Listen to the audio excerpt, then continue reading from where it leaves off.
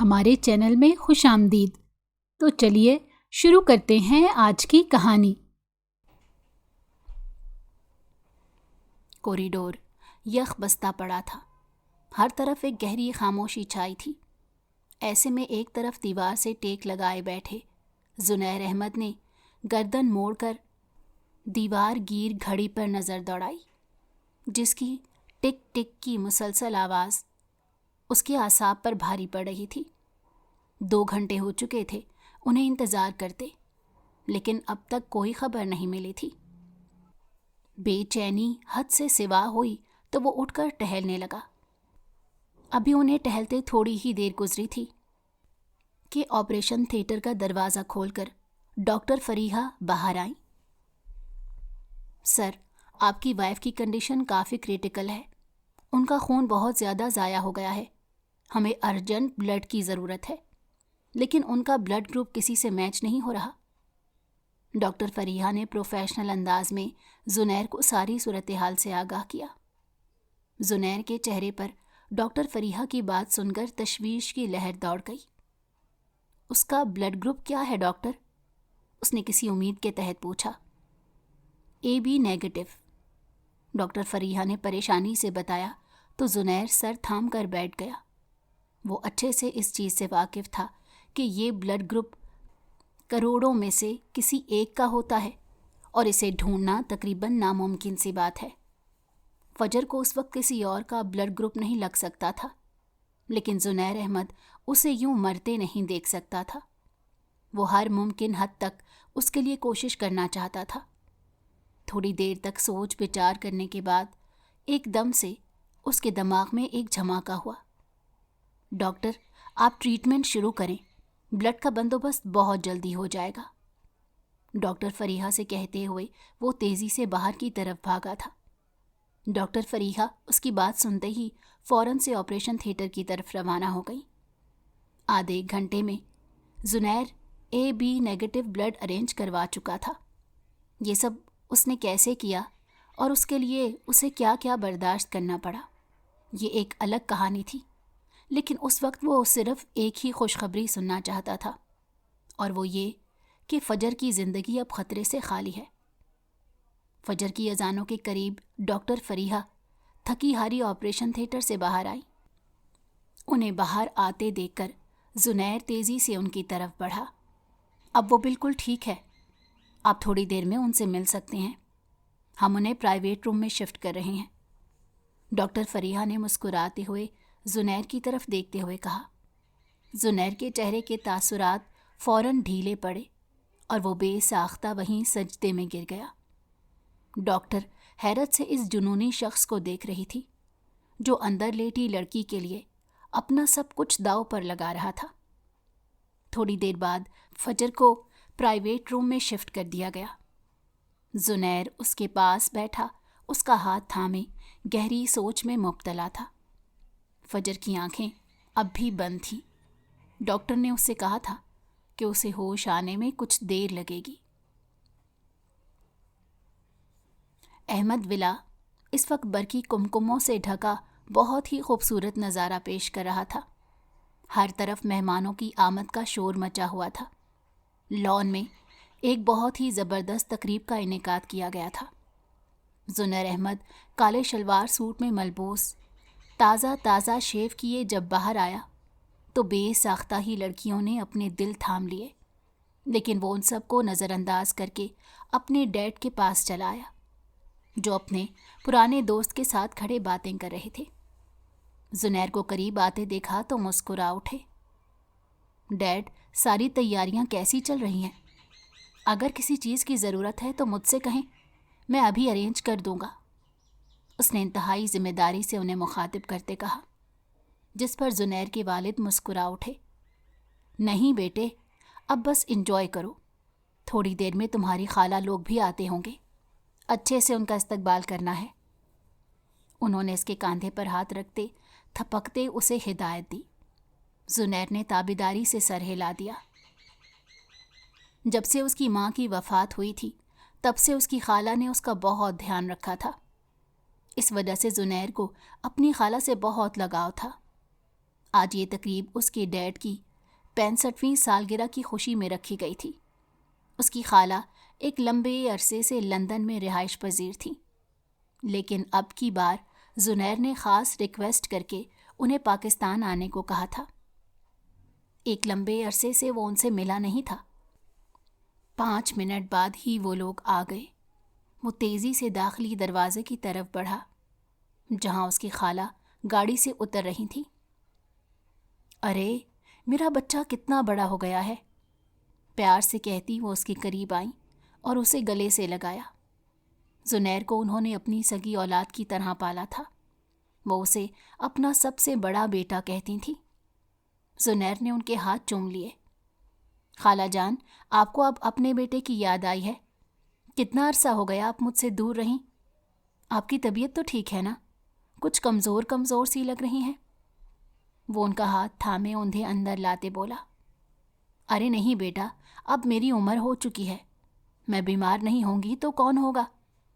تمہارے ڈیڈ کہاں ہیں؟ ان کی طبیعت کیسی ہے؟ زنیر ان کا ہاتھ تھامے انہیں اپنے ڈیڈ کے پاس لایا۔ کیسے ہیں بھائی صاحب؟ اب وہ مسکراتے ہوئے ان سے مخاطب ہوئیں۔ زنیر انہیں باتیں کرتا چھوڑ کر خود اندر کی طرف چلا آیا۔ وہ اس طرح کی تقاریب میں زیادہ دیر تک نہیں رکتا تھا۔ اس کا سر ایک دم سے درد کرنا شروع ہو جاتا۔ اس کے ڈیڈ اس بات سے اچھے سے واقف تھے، اسی لیے انہوں نے اسے بالکل نہیں ٹوکا۔ اندر آ کر وہ بستر پر آنکھیں موندے لیٹ گیا۔ تھوڑی ہی دیر میں اس کے موبائل کی بیل بجی۔ کال اس کے ریہیبلیٹیشن سینٹر سے آ رہی تھی۔ اس نے اپنی ماں کی یاد میں ایک ریہیبلیٹیشن سینٹر بنایا تھا، جہاں پیشنٹس کے لیے اعلیٰ معیار کی سہولیات میسر تھیں۔ ساتھ ہی ساتھ ڈس ایبل لوگوں کو بھی یہاں پر رکھا جاتا تھا۔ اس وقت وہاں سے کال آنا غیر معمولی تھا۔ اس نے فوراً سے کال پک کی۔ سر، کیا آپ ابھی کے ابھی اس سینٹر آ سکتے ہیں؟ یہاں پر تھوڑا ایشو ہو گیا ہے۔ دوسری طرف سے ریہیبلیٹیشن سینٹر کی ایک نرس پریشانی سے کہہ رہی تھی۔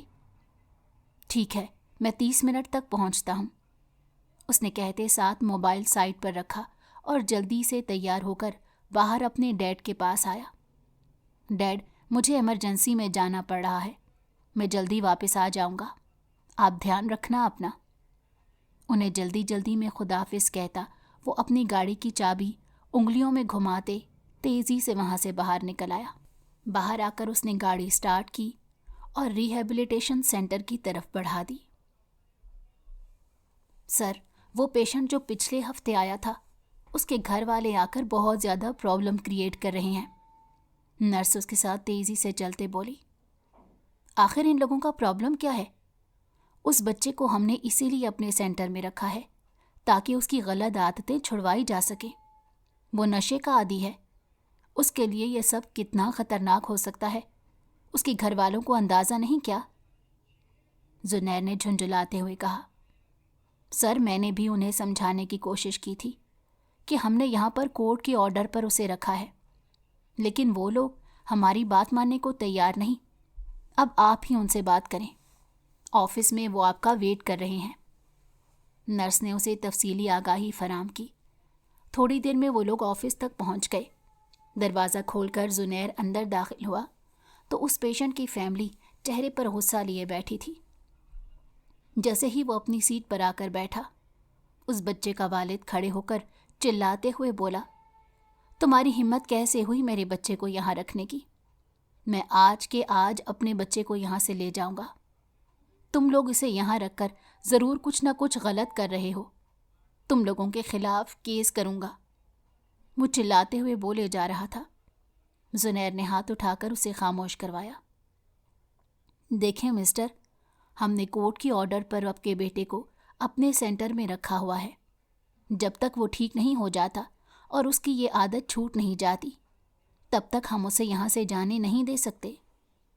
میں جانتا ہوں کہ ضرور آپ کو کسی نے ہمارے خلاف بھڑکایا ہے۔ اس سیکٹر میں میرے بہت سے دشمن ہیں اور میرے کام سے بہت چڑھتے بھی ہیں۔ اسی طرح میرے پیشنٹس کی فیملیز کو پریشان کرتے ہیں۔ آپ ہم پر بھروسہ رکھیں، آپ کے بیٹے کو کسی بھی غلط کام کے لیے استعمال نہیں کیا جائے گا۔ اس نے انہیں اطمینان دلاتے رسانیت سے کہا، جس پر اس پیشنٹ کی فیملی پرسکون ہو گئی۔ تھوڑی دیر وہ ان سے بات چیت کرتا رہا، پھر اٹھ کر باہر آیا۔ سسٹر ماریا، اب میں گھر چلوں گا، ڈیڈ میرا ویٹ کر رہے ہوں گے، اگر کوئی مسئلہ ہو تو مجھے کال کر دینا۔ نرس کو ہدایات دیتے وہ لمبے لمبے ڈگ بھرتا کوریڈور عبور کرنے لگا۔ ابھی وہ کوریڈور کے آخری دھانے پر پہنچا ہی تھا کہ اچانک سے اس کی نظر سامنے ویل چیئر پر بیٹھی ایک نوجوان لڑکی پر پڑی۔ اس کے قدم بے ساختہ ٹھٹک گئے۔ اس کے نقوش اسے جانے پہچانے لگ رہے تھے۔ کہیں تو اسے دیکھ رکھا ہے، وہ منہ ہی منہ میں بڑبڑایا۔ اسی وقت اس کی نظر اس لڑکی کے ہاتھ پر پڑی۔ اس کے دائیں ہاتھ پر ایک مخصوص نشان بنا تھا۔ اسے دیکھتے ہی وہ بے اختیار چونک اٹھا۔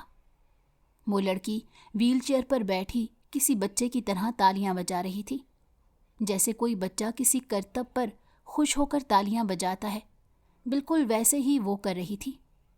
یوں لگ رہا تھا جیسے وہ اپنی عمر سے بہت چھوٹی ہے۔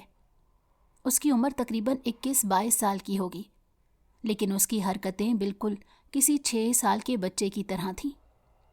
کچھ پل اسے دیکھتے رہنے کے بعد اس نے سسٹر ماریا کو اپنے قریب بلایا۔ سسٹر، یہ لڑکی کون ہے؟ مجھے اس کے بارے میں ساری کی ساری انفارمیشن جلد سے جلد چاہیے۔ کل صبح تک مجھے ساری انفارمیشن پہنچا دینا۔ کہتے ساتھ وہ وہاں سے باہر نکل گیا۔ گاڑی ڈرائیو کرتے ہوئے سارے راستے اس کے دماغ میں وہ لڑکی چھائی رہی۔ کیا جو میں سوچ رہا ہوں وہ سچ ہے یا صرف اور صرف میرا وہم ہے؟ وہ بار بار خود سے سوال کرتا۔ بہرحال صبح تک مجھے پتہ چل جائے گا، اس نے خود کو تسلی دی۔ لیکن یہ رات کاٹنا اس کے لیے بہت مشکل ہو گیا تھا۔ طرح طرح کے وسوسے اس کے دماغ میں آ رہے تھے۔ پوری رات وہ بے چین رہا اور ٹھیک سے سو نہیں پایا۔ اگلی صبح پہلی کال اس نے سسٹر ماریا کو کی۔ کوئی خبر ملی؟ چھوٹتے ہی اس نے سوال پوچھا۔ جی سر، میں نے ساری انفارمیشن نکلوا لی ہے، ابھی میں آپ کو کال کرنے ہی والی تھی۔ آپ آفس آئیں، پھر میں آپ کو تمام چیزیں بتا دیتی ہوں۔ سسٹر ماریا نے بہت ہی تابعداری سے جواب دیا۔ وہ زنیر احمد کے کام کی وجہ سے اس کی بہت رسپیکٹ کرتی تھی۔ ٹھیک ہے، تم سب کچھ اپنے پاس رکھو، میں جلد آتا ہوں۔ اس نے کال کٹ کر کے موبائل ایک سائڈ پر رکھا۔ اس کی آنکھوں میں سوچ کی پرچھائیاں تھیں۔ وہ روم سے باہر آیا تو اس کے ڈیڈ ناشتے کی ٹیبل پر اس کا انتظار کر رہے تھے۔ اٹھ گئے برخوردار، رات کو کب آئے؟ میں کافی دیر تک تمہارا انتظار کرتا رہا تھا، لیکن جب تم نہیں آئے تو میں سو گیا۔ چلو آؤ ناشتہ کرو۔ کہتے ساتھ انہوں نے ناشتے کی پلیٹ اس کے سامنے رکھی۔ وہ کرسی گھسیٹ کر بیٹھ گیا اور ادھر ادھر دیکھنے لگا۔ خالہ نظر نہیں آ رہی، وہ کہاں گئی؟ اس نے اپنے ڈیڈ سے سوال کیا۔ ارے تمہاری خالہ اپنے سسرال گئی ہیں، انہوں نے کہا ہے کہ ان کے سسرال میں کوئی تقریب ہے، اس لیے انہیں وہیں رکنا پڑے گا۔ تم چاہو تو کل جا کر ان سے مل لینا، رات کو بھی ٹھیک سے ملاقات نہیں کر پائے۔ اس کے ڈیڈ نے تفصیل بتائی، جس پر وہ سر ہلا کر رہ گیا۔ اس کے ڈیڈ محسوس کر رہے تھے کہ وہ کہیں اور ہی گم ہے۔ بیٹا، ایسا کیا ہوا جو تم اتنے پریشان نظر آ رہے ہو؟ کیا بات ہے؟ کھوئے کھوئے کیوں ہو؟ انہوں نے سوال کیا۔ کچھ نہیں ڈیڈ، بس ویسے ہی کام کی وجہ سے دماغ الجھا ہوا ہے۔ چلے اب میں چلتا ہوں۔ ناشتے کی پلیٹ کھسکاتے وہ اٹھ گیا۔ وہ اسے روکنا چاہتے تھے، لیکن پھر کچھ سوچ کر انہوں نے اپنے لب بھینچ لیے۔ وہ تیزی سے ڈرائیو کرتا ریہیبلیٹیشن سینٹر میں پہنچا، جہاں سسٹر ماریا اس کا انتظار کر رہی تھی۔ جیسے ہی وہ اپنے آفس میں داخل ہوا، سسٹر ماریا نے فوراً سے تمام فائلز اس کے سامنے رکھ دی۔ سر، اس میں تمام ڈیٹیلز ہیں۔ ٹھیک ہے، تم جاؤ۔ ہاتھ کے اشارے سے اسے جانے کا کہا اور پھر فائلز کھول کر دیکھنے لگا۔ اس کا شک بالکل صحیح ثابت ہوا تھا۔ وہ فجر ہی تھی، جو آج سے 12 سال پہلے کھو گئی تھی۔ وہ اسے پہچاننے میں کبھی بھی غلطی نہیں کر سکتا تھا۔ اس کے ہاتھ پر ایک پیدائشی نشان تھا، اور اسے پہچاننا بہت آسان تھا۔ وہ اس ریہیبلیٹیشن سینٹر میں 1 ہفتہ پہلے آئی تھی۔ اسے یہاں کس نے داخل کیا؟ وہ کچھ نہیں جانتا تھا، نہ ہی اس کا کوئی ریکارڈ تھا۔ وہ کافی حیران ہوا تھا کہ کسی پیشنٹ کا ریکارڈ اس کے ریہیبلیٹیشن سینٹر میں کیسے موجود نہیں، جس پر اس نے اسٹاف کو بلا کر صحیح جھاڑ بھی پلائی تھی۔ وہ ایسی کوئی غلطی معاف نہیں کرتا تھا۔ ایک پیشنٹ کا ریکارڈ بہت زیادہ امپورٹنٹ ہوتا ہے، اس بات کا اسے بہت اچھے سے اندازہ تھا۔ وہ باہر آیا اور سسٹر ماریا کو اپنے پاس بلایا۔ سسٹر، آپ فجر کو ابھی کے ابھی تیار کریں، میں اسے اپنے گھر لے کر جاؤں گا اور وہیں پر اس کا علاج چلے گا۔ اس کے ڈاکٹر سے بھی مجھے ملوا دیں، ایک میٹنگ ارینج کروائیں اور پھر مجھے بتائیں۔ سسٹر ماریا اس کی بات پر سر ہلاتے وہاں سے چلی گئی۔ تھوڑی دیر بعد وہ میٹنگ روم میں بیٹھا فجر کے ڈاکٹر سے بات کر رہا تھا۔ سر، مس فجر کی حالت ویسے تو ٹھیک ہے، لیکن ذہنی طور پر وہ اب بھی اپنی عمر سے بہت پیچھے ہیں۔ یوں لگتا ہے کہ جیسے انہوں نے بہت کچھ برا دیکھا ہے اور اپنی دماغی توازن کھو دیا ہے۔ کچھ ایسا ان کی زندگی میں ہوا ہے جس نے انہیں اس حال میں پہنچا دیا۔ ابھی زیادہ وقت نہیں ہوا انہیں یہاں آئے ہوئے، اس لیے ہم ان کے بارے میں زیادہ نہیں جان پائے۔ مجھے فی الحال اتنا ہی سمجھ آیا ہے، باقی ان کے کچھ ٹیسٹ کروائے ہیں، جیسے ہی رپورٹس آتی ہیں پتہ چل جائے گا۔ یہ کہہ کر ڈاکٹر وہاں سے چلا گیا۔ زنیر کے دماغ میں بہت سے سوالات گھوم رہے تھے۔ 12 سال پہلے کا منظر اس کی نگاہوں کے سامنے گھوم گیا۔ وہ ایک بہت ہی خوبصورت شام تھی۔ ہلکی ہلکی بوندا باندی ہو رہی تھی۔ آتی سردیوں کے دن تھے۔ موسم میں خنکی پہلے سے زیادہ بڑھ چکی تھی۔ ایسے میں وہ لوگ پارک میں بیٹھے کھیل کود میں مصروف تھے۔ بال کو پاؤں سے ادھر ادھر اچھالتا زنیر اور فوارے کے پاس بیٹھی پانی سے کھیلتی فجر، دونوں ہی اپنے کاموں میں حد سے زیادہ مشغول تھے۔ زنیر فجر سے 5 سال بڑا تھا۔ وہ اس کے ساتھ کھیلنے کے لیے پارک میں آیا تھا۔ ساتھ میں فجر کی بڑی بہن بھی تھی، جو کہ ایک سائڈ پر بیٹھی کسی عورت سے باتیں کرنے میں مصروف تھی۔ اس نے زنیر سے کہا کہ فجر کا دھیان رکھنا، لیکن زنیر پارک میں موجود اپنے دوستوں کے ساتھ کھیلنے میں اتنا مصروف ہوا کہ فجر کی طرف دھیان ہی نہیں دے پایا۔ وہ فٹ بال کھیل رہا تھا۔ ویسے اپنی عمر کے لحاظ سے تو اسے کسی گراؤنڈ میں کھیلنا چاہیے تھا، مگر آج کل ان کے ایریا کی گراؤنڈ میں کچھ کام ہو رہا تھا، اسی لیے وہ کچھ لڑکے یہیں آ کر کھیل رہے تھے۔ جیسے ہی شام ڈھلنے لگی، اس وقت فجر کی بڑی بہن سامیہ اس کے پاس آئی۔ زنیر، فجر کہاں ہے؟ اس کے چہرے پر پریشانی تھی۔ زنیر ایک دم سے اپنے کھیل سے باہر آیا اور چونک کر ادھر ادھر دیکھا۔ فجر کہیں بھی نہیں تھی۔ تھوڑی دیر پہلے وہ وہیں فوارے کے پاس تو بیٹھی تھی۔ آپی، اس نے فوارے کی طرف اشارہ کرتے سامیہ سے کہا، لیکن اب وہاں پر فجر نہیں تھی۔ آخر یہ لڑکی کہاں جا سکتی ہے؟ سامیہ بہت پریشان ہو رہی تھی۔ زنیر بھی کھیل اب بھول چکا تھا۔ آدھے سے زیادہ لوگ پارک سے جا چکے تھے۔ ہلکا ہلکا اندھیرا پھیلنا شروع ہو گیا تھا۔ وہ دونوں پریشانی سے پورا پارک چھان رہے تھے کہ کہیں کسی کونے میں تو نہیں چھپی بیٹھی۔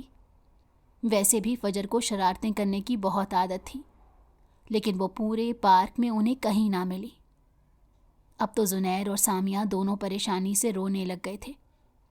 آخر وہ کہاں جا سکتی تھی؟ سامیہ اسے اپنی ذمہ داری پر لائی تھی۔ سارا ملبہ اسی پر گرنا تھا، اور خود سامیہ زنیر کو ذمہ دار ٹھہرا رہی تھی۔ تم ٹھیک سے ایک کام نہیں کر سکتے؟ تمہیں میں نے کہا بھی تھا کہ اس کا دھیان رکھنا، اور تمہیں اپنے کھیلنے کی پڑ گئی۔ سامیہ نے غصے سے ایک تھپڑ اس کے سر پر مارتے کہا، جس پر زنیر کا موڈ بگڑ گیا۔ اس میں صرف میری غلطی نہیں ہے، آپ بھی اس عورت کے ساتھ بیٹھ کر باتیں کر رہی تھیں، آپ کو بھی دھیان رکھنا چاہیے تھا۔ فجر آپ کی بہن ہے، میری نہیں، اس نے تنگ آ کر جواب دیا، جس پر سامیہ کا غصہ آسمان کو چھونے لگا۔ پھر وہ دونوں آس پاس کی گلیوں میں اسے ڈھونڈنے لگے۔ جب وہ نہ ملی تو تھک ہار کر دونوں گھر واپس آ گئے۔ اس وقت زنیر اور سامیہ کی فیملی ایک ساتھ رہتی تھی۔ وہ اس کے چچا کی بیٹی تھی۔ دونوں جب گھر داخل ہوئے تو سامیہ کی امی نے اسے مخاطب کرتے کہا، سامیہ، فجر کو ادھر لے آؤ، میں اس کے پاؤں دھلاؤں۔ جب بھی باہر جاتی ہے پاؤں گندے کر آتی ہے، ضرور اس کے پاؤں میں ابھی بھی مٹی لگی ہوگی۔ مصروف سے انداز میں وہ بولی، لیکن جب سامیہ کی طرف سے کوئی جواب نہ آیا تو حیرت سے انہوں نے سامیہ کی طرف دیکھا، جس کے چہرے پر خوف اور پریشانی کے ملے جلے تاثرات صاف نظر آ رہے تھے۔ کیا ہوا ہے بیٹا؟ فجر کہاں ہے؟ تم لوگوں کے ساتھ کیوں نہیں آئی؟ کیا وہیں کھیلنے بیٹھ گئی ہے؟ کتنی بار اس لڑکی کو میں نے منع کیا ہے، ہر وقت پارک میں مت کھیلا کرے۔ رکو، میں اسے لے کر آتی ہوں۔ یہ کہتے وہ اپنی چادر پہنتے باہر نکلنے لگی تھی کہ ایک دم سے سامیہ نے ان کا ہاتھ پکڑ کر انہیں روک دیا۔ امی، اس کی آواز حلق میں پھنس رہی تھی۔ کیا ہوا سامیہ؟ مجھے بتاؤ، آخر تم دونوں اتنا پریشان کیوں ہو؟ کہیں فجر کو کچھ ہو تو نہیں گیا؟ کہتے ساتھ ان کا دل کانپا تھا۔ امی، فجر کہیں نہیں مل رہی۔ سامیہ کی آنکھوں سے آنسو ٹوٹ کر گرے۔ زنیر بھی اب رو رہا تھا۔ کیا مطلب فجر نہیں مل رہی؟ تم لوگوں کے ساتھ تو گئی تھی، تم لوگوں نے اس کا دھیان کیوں نہیں رکھا؟ کہاں ہے وہ؟ بتاؤ مجھے، وہ بوکھلاتے ہوئے کہہ رہی تھی۔ ان کی آواز سن کر سب لوگ جمع ہو گئے۔ گھر کے سارے لوگ پریشان ہو گئے۔ سامیہ اور زنیر پر سب مسلسل برسے جا رہے تھے۔ تبھی زنیر کے والد آگے بڑھے۔ ان دونوں کو ڈانٹنے سے کچھ نہیں ہوگا۔ اس وقت سب سے اہم فجر کی گمشدگی ہے، ہمیں جلد سے جلد اسے ڈھونڈنا چاہیے۔ ان کی بات سن پر سب سر ہلاتے باہر نکل آئے۔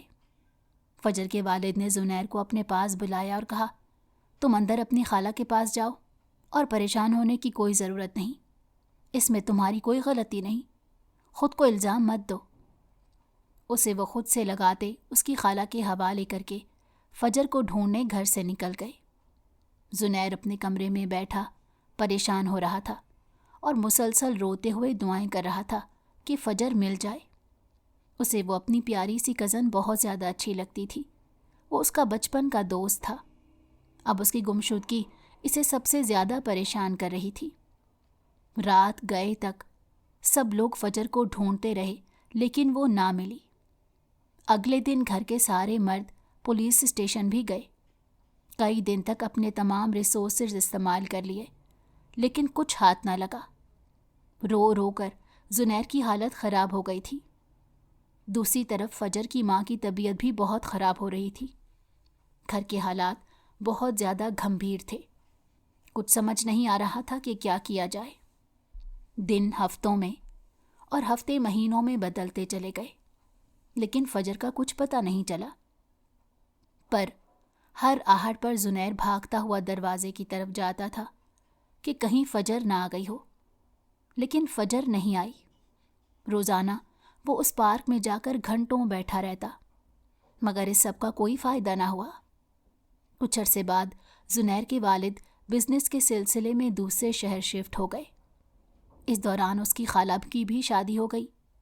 وہ اکثر اسے ملنے کے لیے آتی رہتی تھی، لیکن اس کے بعد وہ اپنے شوہر کے ساتھ لندن چلی گئیں۔ زنیر نے اپنے والد کے ساتھ دوسرے شہر میں رہنا شروع کر دیا، لیکن اتنے سالوں میں ایک پل کو بھی وہ فجر کو نہیں بھولا تھا۔ ہر رات وہ اس امید کے ساتھ سوتا کہ اگلی صبح فجر اس کے سامنے ہوگی، لیکن ہر صبح اس کی امید ٹوٹ جایا کرتی تھی۔ فجر کے کھو جانے کے کچھ عرصے بعد ہی اس کی ماں بھی اس غم میں اس دنیا سے چلی گئی۔ سامیہ کی شادی ہو گئی۔ زنیر کے والد اکثر اس سے کہتے، بیٹا اب تم بھی شادی کر لو، تمہاری عمر ہو چکی ہے، تم بزنس بھی اچھا سنبھال رہے ہو۔ لیکن نہ جانے کیا تھا کہ زنیر شادی کا نام سنتے ہی بدک جاتا۔ اس کا دل بالکل اندھیروں میں ڈوب جاتا۔ اپنی اس کیفیت کو وہ کوئی نام نہیں دے پاتا تھا۔ اپنے اندر ہمیشہ ایک خالی پن محسوس کرتا رہتا، اور اب جب اسے پتہ چلا تھا کہ فجر مل چکی ہے تو اس کے دل کا ایک حصہ دوبارہ سے روشن ہو گیا۔ تھوڑی دیر بعد سسٹر ماریا نے آ کر اس سے اطلاع دی کہ فجر ریڈی ہے۔ وہ اس کو ساتھ لیے اپنے گھر آ گیا۔ لاؤنج میں بیٹھے اس کے ڈیڈ نے جب اسے ایک لڑکی کے ساتھ آتے دیکھا تو حیرت سے کھڑے ہو گئے۔ زنیر بیٹے، یہ کون ہے؟ انہوں نے آنکھوں میں شدید حیرت لیے اس سے سوال کیا۔ وہ اچھے سے جانتے تھے زنیر لڑکیوں کے معاملے میں کیسا ہے۔ وہ تو ان سے بات تک نہیں کرتا، کجا کے انہیں گھر لے آئے۔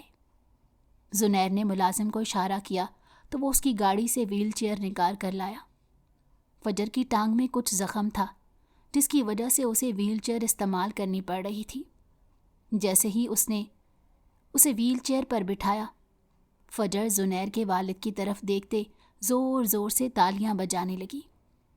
ایک دم سے زنیر کی ڈیڈ کے تاثرات بدلے تھے۔ ان کی آنکھوں میں الجھن صاف نظر آ رہی تھی۔ زنیر چند پل ان کی طرف دیکھتا رہا اور پھر بولا، ڈیڈ، یہ فجر ہی ہے۔ اس کے پاپا کو یقین نہیں آ رہا تھا کہ واقعی میں فجر ان کے سامنے بیٹھی ہے۔ وہ تیزی سے اس کے قریب آئے اور اس کا ہاتھ تھاما۔ فجر بیٹی، کیا یہ تم ہو؟ کہاں چلی گئی تھی؟ ہم نے تمہیں کتنا ڈھونڈا۔ ان کی آنکھوں سے آنسو گر رہے تھے۔ فجر حیران پریشان انہیں دیکھ رہی تھی اور پھر ایک دم سے چلانے لگی۔ انہوں نے حیرت سے سوالیہ نگاہیں زنیر پر گاڑ دیں۔ وہ ان کے قریب آیا اور انہیں صوفے پر بٹھایا۔ ڈیڈ، فجر کی حالت ٹھیک نہیں ہے۔ یہ ہمارے ریہیبلیٹیشن سینٹر میں ملی ہے۔ میں نہیں جانتا کہ اسے یہاں پر کون لایا، لیکن شکر ہے کہ یہ ہمارے پاس پہنچ گئی۔ جلد ہی اس کے گھر والوں کو انفارم کر دیں گے۔ اتنے سالوں سے انہوں نے اس کے لوٹنے کا انتظار کیا ہے۔ لیکن میری ایک شرط ہے ڈیڈ، کہتے ساتھ اس نے ان کی طرف دیکھا۔ جب تک فجر ٹھیک نہیں ہو جاتی یہ میرے ساتھ اسی گھر میں رہے گی۔ میں نے اس کے ڈاکٹر سے بھی بات کی ہے۔ اس کا پورا خیال رکھا جائے گا اور سب کچھ میری نگرانی میں ہوگا۔ آپ پلیز چاچو سے بات کریے گا کہ وہ اسے اپنے ساتھ لے جانے کی ضد نہ کریں۔ بہت ہی بے چینی سے وہ فجر کی طرف دیکھ رہا تھا۔ زنیر کے ڈیڈ نے اسے وعدہ کر لیا، ٹھیک ہے، میں سب کو سمجھا دوں گا، ابھی تم اسے اس کے کمرے میں لے جاؤ۔ زنیر ملازمہ کی مدد سے اسے اندر لے آیا۔ اس نے پہلے ہی فون کر کے کمرہ ریڈی کرنے کو کہہ دیا تھا۔ فجر اپنے نئے گھر میں آ کر بہت خوشی محسوس کر رہی تھی، جس کا اظہار وہ بار بار تالیاں بجا کر رہی تھی۔ زنیر اس کے قریب بیٹھ گیا۔ کیا تمہیں کچھ چاہیے؟ اس نے بہت ہی نرمی سے فجر کو مخاطب کر کے پوچھا، جس پر فجر زور زور سے نہ میں سر ہلانے لگی۔ تھوڑی دیر بعد ملازمہ کمرے میں داخل ہوئی۔ اس کے ہاتھ میں سوپ کا بول تھا۔ سر، آپ کی ہدایت کے مطابق میں نے اس میں مرچیں کم رکھی ہیں، کہتے ساتھ اس نے ٹیبل پر سوپ رکھا اور وہاں سے چلی گئی۔ زنیر نے سوپ اٹھا کر پہلا چمچہ فجر کی طرف بڑھایا، مگر اس نے فوراً سے منہ موڑ لیا۔ نہیں چاہیے، نہیں چاہیے۔ پاؤں پٹختی وہ مسلسل نہیں نہیں کی گردان کر رہی تھی۔ اس کی نفی میں ہلتی گردن دیکھ کر زنیر نے سوپ ایک طرف رکھ دیا اور خود اٹھ کر باہر آیا۔ باہر آتے ہی اس نے فجر کے ڈاکٹر کا نمبر ملایا۔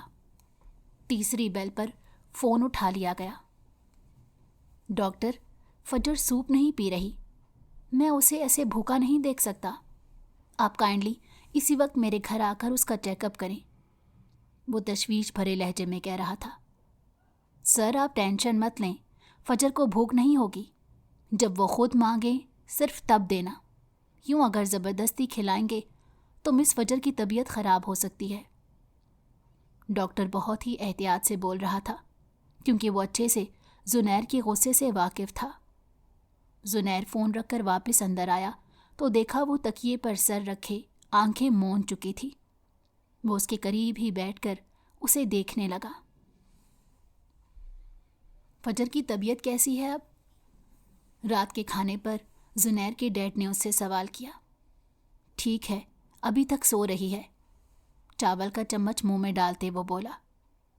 بیٹا میں نے ابھی تک اس کی فیملی کو انفارم نہیں کیا، کل انہیں گھر بلا کر تب ملوا دوں گا۔ تم فجر کا دھیان رکھنا، پتہ نہیں بیچاری بچی کن مشکلات سے گزری ہوگی جو اس کی یہ حالت ہو گئی ہے۔ انہوں نے افسردگی سے کہا۔ میں جلد ہی یہ سب پتہ لگوا لوں گا، میں نے اپنے کچھ لوگوں کو اس کام پر لگا دیا ہے، آپ ٹینشن نہیں لیں۔ اس نے ان کے ہاتھ پر ہاتھ رکھ کر تسلی دی، حالانکہ خود وہ دل ہی دل میں بہت پریشان ہو رہا تھا کہ نہ جانے اس کو کن صعوبتوں کا سامنا کرنا پڑا ہوگا جو وہ اپنا ذہنی توازن ہی کھو بیٹھی۔ کھانا کھا کر وہ کچھ دیر اسٹڈی روم میں بیٹھا اپنا کام کرتا رہا، پھر لیپ ٹاپ بند کر کے فجر کے روم میں آ گیا۔ وہ جاگ چکی تھی۔ وہ مسکراتے ہوئے اس کے پاس آ کر بیٹھ گیا۔ کیا تمہیں بھوک لگی ہے؟ زنیر نے رسانیت سے سوال کیا، جس پر فجر زور و شور سے ہاں میں سر ہلانے لگی۔ یہ دیکھتے ہی زنیر اٹھا اور فجر کو ویل چیئر پر بٹھا کر کچن میں لے آیا۔ فجر آنکھوں میں حیرت لیے ادھر ادھر دیکھ رہی تھی۔ کچن میں پہنچ کر زنیر نے اس کی چیئر ایک طرف رکھی اور اسے ڈائننگ ٹیبل کی کرسی پر بٹھایا، پھر اپنی آستین چڑھا کر فریج کی طرف بڑھ گیا۔ کچھ سبزیاں اور چکن نکال کر اس نے ڈائننگ ٹیبل پر رکھا اور بہت ہی مہارت سے انہیں کٹ کرنے لگا۔ فجر آنکھوں میں چمک لیے اسے مسلسل دیکھے جا رہی تھی۔ کبھی کبھی بیچ میں خوشی سے وہ تالیاں بھی بجاتی۔ تھوڑی دیر میں زنیر نے اس کے لیے اسپیگٹی تیار کر کے اس کے سامنے رکھ دیے اور اپنا ایپرن اتار کر ایک طرف رکھا اور اس کے سامنے بیٹھا اور پھر اسے اسپیگٹی کھلانا شروع کر دیے۔ فجر بہت ہی شوق سے اسپیگٹی کھا رہی تھی۔ جب وہ آخری نوالا کھلا کر اٹھنے لگا، اسی پل فجر نے ایک دم سے اس کا بازو پکڑ کر اسے اپنی طرف کھینچا۔ اس کی اس حرکت پر زنیر دم بخود رہ گیا۔ وہ بالکل اس کے چہرے کے قریب تھا۔ زنیر کی سانسیں فجر کے چہرے پر پڑ رہی تھیں۔ زنیر نے اس کے چہرے کی طرف دیکھا جہاں حد درجہ معصومیت چھائی ہوئی تھی۔ اس کی سیاہ آنکھیں، لمبی لمبی پلکیں اور اٹھی ہوئی ناک اسے بہت خوبصورت بناتی تھی۔ ایک دم سے نہ جانے زنیر کو کیا ہوا کہ اس نے اس کے ماتھے پر اپنے لب رکھ دیے اور اگلے ہی لمحے ایک جھٹکے سے پیچھے ہوا۔ فجر زور زور سے چلانے لگ گئی تھی۔ اس نے زنیر کے بازو پر اپنے ناخن مارے۔ زنیر نے نہیں سوچا تھا کہ وہ ایسا ری ایکٹ کرے گی۔ پھر وہ فجر کو اس کے روم میں لے گیا۔ تھوڑی دیر میں فجر دوائیوں کے زیر اثر سو گئی اور پھر اگلے کئی دن تک وہ زنیر کو دیکھتے ہی چلانے لگ جاتی۔ زنیر کچھ سمجھ نہیں پا رہا تھا۔ 2 دن ایسے ہی گزر گئے۔ پھر اس نے اس کے ڈاکٹر کے ساتھ ایک میٹنگ رکھی اور انہیں سارا واقعہ بتایا۔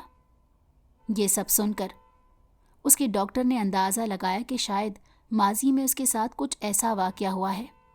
ضرور کسی نے اسے چھونے کی یا کچھ غلط کرنے کی کوشش کی ہوگی، اسی لیے وہ اتنی بری طرح سے ری ایکٹ کر رہی ہے۔ یہ سنتے زنیر کے اندر ایک لاوا ابلنے لگا۔ وہ سوچ بھی نہیں سکتا تھا کہ فجر کو کوئی اور چھوئے گا۔ اس نے فوراً سے اپنے ان لوگوں کو فون کیا جنہیں اس نے اس کام پر لگایا تھا کہ اس بات کا پتہ لگائیں کہ فجر کو میرے ریہیبلیٹیشن سینٹر کون لایا تھا۔ اور پھر اس کی ملاقات ایک بوڑھی عورت سے ہوئی۔ وہی عورت اسے اس سینٹر میں چھوڑ کر گئی تھی۔ اب وہ ان کے گھر میں بیٹھا تھا۔ دیکھیں میڈم، میں سب جاننا چاہتا ہوں کہ آپ کو فجر کہاں سے ملی۔ وہ میری کزن ہے جو کہ بچپن میں کھو گئی تھی، لیکن کوئی ریکارڈ نہیں ہے کہ آپ نے اسے سینٹر میں بھیجا تھا۔ آخر سچائی کیا ہے؟ ایک ایک چیز مجھے بتائیں۔ وہ سخت لہجے میں ان سے سوال کر رہا تھا۔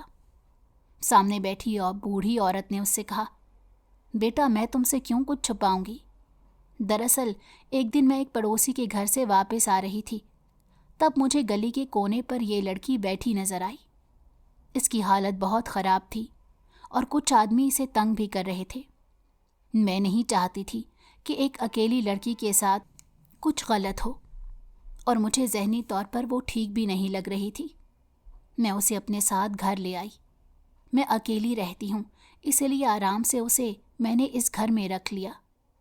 کچھ دن تو میں نے اس کی دیکھ بھال کی، لیکن میری بوڑھی ہڈیوں میں اتنا دم نہیں کہ میں زیادہ دن اس کا خیال رکھ سکتی، اس لیے میں اسے اس سینٹر کے باہر چھوڑ گئی۔ اگر میں اندر آتی تو مجھ سے اس بات کا ریکارڈ لکھوایا جاتا اور میں کسی مصیبت میں پھنس جاتی۔ اسی ڈر سے میں اندر نہیں آئی، لیکن پھر بھی آپ نے مجھے ڈھونڈ لیا۔ بعد میں مجھے اس لڑکی کی بہت فکر رہتی تھی۔ کئی بار میں نے سوچا کہ میں آ کر اسے ایک بار دیکھ لوں، لیکن ہمت نہیں کر پائی۔ اس سے زیادہ میں کچھ نہیں جانتی۔ یہ کہتے وہ خاموش ہو گئیں۔ زنیر نے سر تھام لیا۔ اسے کوئی بھی کلو نہیں مل رہا تھا جس سے وہ کچھ اندازہ لگا سکتا۔ وہ ان کا شکریہ ادا کر کے وہاں سے نکل رہا تھا کہ اسی وقت بوڑھی عورت نے اسے آواز دے کر روک دیا۔ بیٹا سنو، جب وہ یہاں آئی تھی تو اس کے پاس ایک بیگ تھا۔ میں نے آج تک اسے کھول کر نہیں دیکھا۔ یہ لے لو، شاید اس میں کوئی ایسی چیز ہو جو تمہارے کام آ جائے۔ انہوں نے اس کے ہاتھ میں ایک بیگ تھمایا۔ زنیر نے فوراً سے وہ بیگ لے لیا۔ گھر آ کر جب اس نے اس بیگ کو کھولا تو اس میں سے ایک ڈائری نکلی۔ وہ کافی بوسیدہ ہو چکی تھی اور اس میں ٹوٹے پوٹے الفاظ میں ان تمام دنوں کی روداد لکھی تھی جو اپنی گمشدگی میں فجر نے گزارے تھے۔ ایک صفحے کو پڑھتے اس کی آنکھوں سے آنسو گر رہے تھے۔ وہ ڈائری پڑھ کر اسے پتہ چلا کہ فجر اتنے عرصے کہاں لاپتہ تھی۔ دراصل فجر کو پارک سے کسی نے اغوا کر لیا تھا اور ایک ایسی جگہ لے جایا گیا تھا جہاں پر غلط کام بچوں کے ذریعے کروائے جاتے تھے۔ ایک لمبا عرصہ اسے ایک فیکٹری میں کام پر رکھا گیا۔ ننھی فجر اپنے چھوٹے چھوٹے ہاتھوں سے وہاں کے کام کرتی اور اسے اگر ذرا سی کوئی کوتاہی ہو جاتی تو وہاں کا مالک اس پر ظلم کرتا۔ بہت سے بچوں کو وہ مارتا بھی تھا۔ فجر جو پڑھنے میں اچھی تھی، اس نے تھوڑا بہت لکھنا شروع کر دیا۔ وہ ہر دن کو لکھتی اور ہر تکلیف بیان کرتی۔ جب وہ تھوڑی بڑی ہوئی تو اس کی جوانی کا فائدہ اٹھاتے انہوں نے اسے ایک کلب میں بھیجا، لیکن وہاں سے وہ اپنی عزت بچا کر کسی نہ کسی طرح سے باہر آ گئی، مگر ان لوگوں نے اس کا پیچھا نہیں چھوڑا اور پھر اس کے سامنے لوگوں پر اس طرح کے ظلم کیے کہ اس کی ذہنی حالت بالکل برباد ہو گئی اور وہ لوگ اسے ایک کچرے کے ڈھیر پر پھینک کر چلے گئے اور وہیں سے اس بوڑھی عورت کو فجر ملی تھی۔ اس ڈائری میں فجر نے بہت سی ایسی باتیں لکھی تھیں جن سے اس فیکٹری کا ایڈریس پتہ چلتا تھا۔ اگلے دن وہ کچھ لوگوں کے ساتھ وہاں گیا اور اس فیکٹری کے مالک کو پکڑا۔ بہت سی لڑکیوں کو وہاں سے بازیاب کروایا اور انہیں بحفاظت ان کے گھر پہنچایا۔ اس دوران فجر کے گھر والے بھی اس سے ملنے آئے۔ اس کے پاپا اسے گلے سے لگائے روئے جا رہے تھے۔ فجر حیرت سے سب کو تک رہی تھی۔ فجر کے ڈاکٹر اس کا بہت ہی بہترین علاج کر رہے تھے۔ انہیں امید تھی کہ جلد فجر ٹھیک ہو جائے گی، لیکن اس میں کتنا وقت لگ سکتا تھا وہ نہیں جانتے تھے۔ اور پھر 2 سال ایسے ہی گزر گئے۔ ان 2 سالوں میں فجر کی حالت پہلے سے بہتر ہو گئی۔ اسے یہ بھی پتہ چلا تھا کہ وہ فیکٹری والا فجر کو بار بار پریشان کرتا تھا اور اس کے ساتھ غلط کرنے کی کوشش کرتا تھا، اسی لیے فجر اکثر ہی مردوں سے گھبرا جاتی تھی۔ لیکن زنیر نے کبھی بھی اس کی اس حالت کا فائدہ اٹھانے کا سوچا بھی نہیں تھا۔ وہ تو اس سے محبت کرنے لگ گیا تھا۔ اور پھر فجر کے ڈاکٹر کی محنت رنگ لائی اور جلد ہی فجر کی حالت بہت بہتر ہونے لگی۔ اب وہ بہت سی چیزوں کو سمجھنے لگ گئی تھی۔ وہ اپنے پاپا کو بھی پہچان گئی تھی۔ جب وہ مکمل طور پر ٹھیک ہو گئی تو ایک دن اس کے پاپا ان کے گھر آئے اور زنیر کے ڈیڈ سے کچھ بات کی۔ ان کے جانے کے بعد زنیر کے ڈیڈ نے اسے بلایا۔ بیٹا، مجھے تم سے ایک بہت ضروری بات کرنی ہے۔ وہ حد سے زیادہ سنجیدہ لگ رہے تھے۔ جی پاپا، کہیں کیا بات ہے؟ زنیر نے ان کے چہرے کی طرف دیکھا۔ دیکھو، فجر اتنے عرصے سے تمہارے ساتھ رہ رہی ہے اور تم ہی اس کا دھیان رکھ رہے ہو۔ وہ تمہارے علاوہ کسی پر بھروسہ نہیں کر پاتی، اس لیے اس کے پاپا چاہتے ہیں کہ تمہارا اور فجر کا نکاح کر دیا جائے۔ وہ اپنی بیٹی کو ایک سکھی زندگی دینا چاہتے ہیں۔ میرے بھائی نے پہلی بار مجھ سے کچھ مانگا ہے، میں انکار نہیں کر سکتا۔ تم بتاؤ تمہاری کیا رائے ہے؟ کہتے ساتھ سوالیہ نظروں سے انہوں نے زنیر کی طرف دیکھا۔ وہ سوچ میں پڑ گیا۔ وہ فجر کی مرضی کے خلاف کچھ نہیں کرنا چاہتا تھا، اس لیے اپنے ڈیڈ سے کہا، ڈیڈ آپ پہلے فجر سے اس کی رائے لے لیں، اس کے بعد میں اپنا فیصلہ سناؤں گا۔ اگلے دن ہی زنیر کے پاپا نے فجر سے اس بارے میں بات کی تو اس نے ہاں کر دی۔ اس سے زنیر اپنا سب سے اچھا دوست لگتا تھا۔ اس کی ہاں سن کر زنیر کو بہت خوشی محسوس ہوئی، اور پھر یوں 1 ہفتے بعد ان دونوں کا ایک چھوٹی سی تقریب میں نکاح کر دیا گیا۔ اسے پا کر زنیر بہت زیادہ خوش تھا۔ وہ اسے ساری زندگی خوشیاں دینا چاہتا تھا، اور پھر ایک بڑی تقریب میں دونوں کی رخصتی کی گئی۔ دلہن بنی فجر بہت خوبصورت لگ رہی تھی۔ سامیہ بھی اس کی شادی پر آئی تھی اور اس کے گلے لگ کر خوب روئی۔ رخصتی کے بعد وہ اسے زنیر کے کمرے میں چھوڑ آئی۔ جب زنیر کمرے میں آیا تو وہ گہری نیند میں تھی۔ وہ بے ساختہ مسکرا اٹھا، اس کے قریب آیا اور اس کے سر کے نیچے تکیہ بھی کیا اور لحاف اڑا دیا تاکہ اسے ٹھنڈ نہ لگ جائے، اور اس کے برابر ہی بیٹھ کر اسے دیکھنے لگا اور اس کے بالوں سے کھیلنے لگا۔ ولیمے کے بعد اس نے اپنے ڈیڈ سے کہا، کچھ دن کے لیے میں فجر کو گھمانے لے جانا چاہتا ہوں، ماحول چینج ہوگا تو وہ بھی بہتر محسوس کرے گی۔ زنیر کے ڈیڈ نے اس کی بات سے اتفاق کیا۔ 2 دن بعد ہی وہ اسے اپنے ساتھ مری لے آیا۔ مری کا موسم بہت خوشگوار ہو رہا تھا۔ یہاں ٹیمپریچر بہت زیادہ کم تھا اور ٹھنڈی ٹھنڈی ہوائیں چل رہی تھیں۔ ابھی برف باری نہیں شروع ہوئی تھی، لیکن یوں لگ رہا تھا جیسے ٹھنڈ انہیں جما دے گی۔ وہ یہاں اپنے دوست کے گیسٹ ہاؤس میں رکنے والا تھا۔ فجر یہاں آ کر بہت ہی زیادہ خوش تھی۔ پورا دن اس کے ساتھ مال روڈ پر گھومتی، بہت سی چیزیں خریدتی اور ٹھنڈے ٹھنڈے ہاتھ اس کے گالوں پر لگاتی تو وہ اس کی شرارت پر مسکرا کر رہ جاتا۔ جس دن انہوں نے واپس آنا تھا، اس دن ضد کر کے فجر اسے تھوڑا آگے لے گئی۔ مال روڈ پر عام طور پر زیادہ گاڑیاں نہیں آتی جاتی تھیں، کیونکہ وہاں لوگ پیدل ہی چلتے تھے، اس لیے گاڑیاں پیچھے ہی روک دی جاتی تھیں۔ لیکن فجر اسے جس جگہ لائی تھی وہاں پر گاڑیاں بہت ہی سپیڈ سے چلتی تھیں۔ مال روڈ سے کافی فاصلے پر وہ جگہ موجود تھی۔ پیدل چلتے چلتے وہ لوگ کب یہاں تک پہنچ گئے انہیں پتہ ہی نہ چلا۔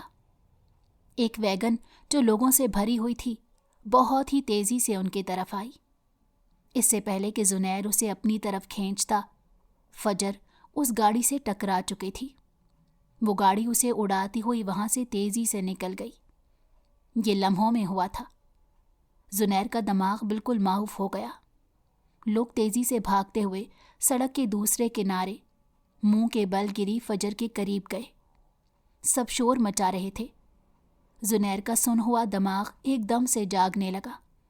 وہ تیزی سے اس کے قریب آیا اور چلاتے ہوئے بولا، ایمبولینس کو کال کرو۔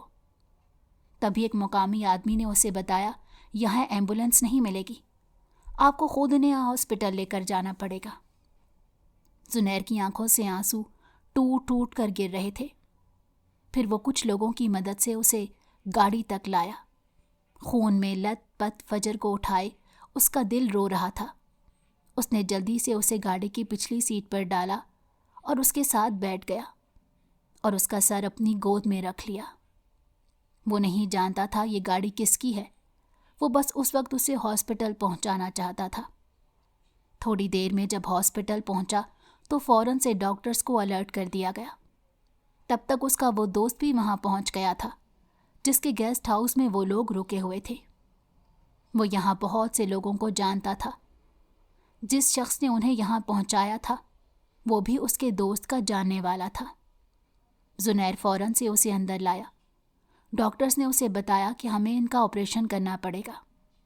کئی گھنٹے وہ انتظار کرتا رہا، اور جب ڈاکٹر نے اسے بلڈ گروپ کا بتایا تو وہ بہت پریشان ہوا، اور پھر اسے اچانک یاد آیا کئی سال پہلے وہ یہاں پر اپنے کالج کی طرف سے ایک ٹرپ پر آیا تھا۔ اس کا ایک کلاس فیلو جس سے اس کی کبھی نہیں بنتی تھی वो यहीं रहता था और उसका ब्लड ग्रुप भी AB नेगेटिव था। वो नहीं जानता था कि अब वो यहाँ रहता है या नहीं, लेकिन उसने अपने दोस्त की मदद से उसकी तलाश शुरू कर दी और बिला आखिर वो उसे मिल गया। जब वो उसके सामने गया तो उस लड़के ने उससे शर्त रखी और कहा कि बदले में तुम्हें मुझसे माफ़ी मांगनी होगी। जब एक बार क्लास में तुमने सबके सामने मेरा मजाक बनाया था। जुनैर स्कूल और कॉलेज टाइम में बहुत ज़्यादा शरारती था, अक्सर लोगों को तंग करता था। उस लड़के को भी उसने बहुत ज़्यादा परेशान किया था और वो अब तक इस बात को याद रखे हुए था। जुनैर उसकी बात सुनता खामोश हो गया। उसके दोस्त ने उसे कहा कि चलो हम वापस चलते हैं, कहीं और से अरेंज करने की कोशिश करते हैं। मगर जुनैर जानता था ये ब्लड ग्रुप कहीं और से नहीं मिलेगा और फिर अपना तमाम गुस्सा अकड़ एक तरफ रखते वो उसके सामने झुक गया और उससे माफ़ी मांगने लगा। वो लड़का उसके साथ हॉस्पिटल आया और ब्लड डोनेट कर दिया। जब फजर को होश आया तो जुनैर की जान में जान आई। कुछ दिन बाद वो उसे साथ लिए वापस घर आ गया। उसने एक बार उसे खोया था जब वो कम उम्र थी। अब वो दोबारा उसे खोने का सोच भी नहीं सकता था। उसने बहुत ज़्यादा ध्यान रखना शुरू कर दिया। फजर अक्सर चिढ़कर उसे कहती, मैं कोई बच्ची नहीं हूँ जो आप इतने मेरे लाड उठाते हैं, थोड़ा तो मुझे भी स्पेस दें। लेकिन वो आगे से उस पर गुस्सा करता, मैं हर तरह से तुम्हारा ध्यान रखना चाहता हूँ। मैं बिल्कुल नहीं चाहता कि तुम्हें कोई नुकसान पहुँचे।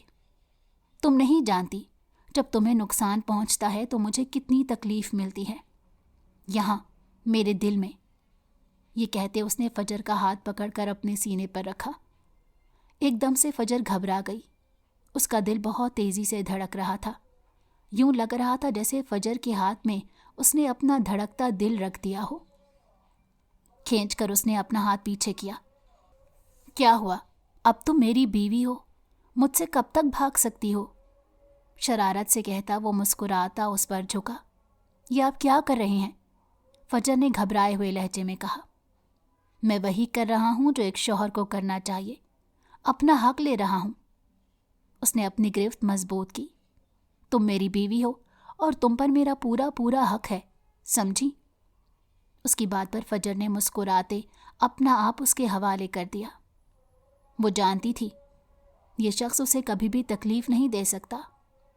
उसकी आंखों में अपने लिए इसने मोहब्बत की रमक साफ देखी थी। अगली सुबह फजर की आंख जुनैर की आवाज़ से खुली। वो उसके सामने नाश्ते की ट्रे लिए बैठा उसे उठा रहा था। उठ जाओ, अब नाश्ता करो, टाइम देखा है क्या हो रहा है? उसकी बात पर फजर ने घड़ी की तरफ देखा तो फौरन से उठ बैठी, क्योंकि उस वक्त दिन के 12 बज रहे थे और वो इतनी देर तक नहीं सोती थी। वो जल्दी से वॉशरूम की तरफ भागी। मुंह हाथ धोकर बाहर आई तो जुनैर अब तक उसका इंतज़ार कर रहा था। जुनैर, यहाँ रख दें, मैं खा लूँगी। आप भी ना बच्चों की तरह अपने हाथ से खिलाते हैं। वो बोलती हुई उसके करीब आ बैठी। अब बातें मत करो, चलो नाश्ता करो। उसने ब्रेड उसकी तरफ बढ़ाई। फजर नाश्ता करते हुए उसकी तरफ देख रही थी। वो उसका साहिबान था, उसका रखवाला, उसके लिए पूरी दुनिया से लड़ जाने वाला। बेसाख्ता उसने तशक्कुर भरी नज़रें आसमान की तरफ उठा ली। अगर आपको हमारी कहानी पसंद आई हो तो हमारे चैनल को लाइक करें और सब्सक्राइब कर दें। बेल नोटिफिकेशन को भी ऑन कर दें ताकि हमारी आने वाली हर मज़ेदार कहानी आपको वक्त पर मिलती रहे।